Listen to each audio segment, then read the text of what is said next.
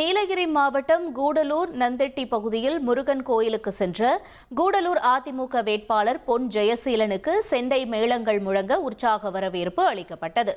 தமிழக சட்டமன்ற தேர்தல்களும் சூடுபிடித்துள்ள நிலையில் கூடலூர் அதிமுக வேட்பாளர் பொன் ஜெயசீலன் தீவிர வாக்கு சேகரிப்பில் ஈடுபட்டார். தேயிலை தோட்ட தொழிலாளர்கள் மற்றும் குடியிருப்பு பகுதிகளில் பிரச்சாரத்தை தீவிரப்படுத்தியுள்ள பொன் ஜெயசீலன் வீடு வீடாக சென்று இரட்டை இலை சின்னத்திற்கு ஆதரவு திரட்டினார்.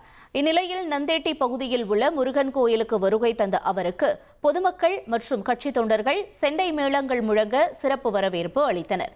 தொடர்ந்து மசினகுடி மசினி அம்மன் கோயிலில் சுவாமி தரிசனம் செய்ய வந்த அவருக்கு கோயில் நிர்வாகம் மற்றும் பொதுமக்கள் சார்பில் பரிவட்டம் கட்டி சிறப்பான மரியாதையும் செய்யப்பட்டது.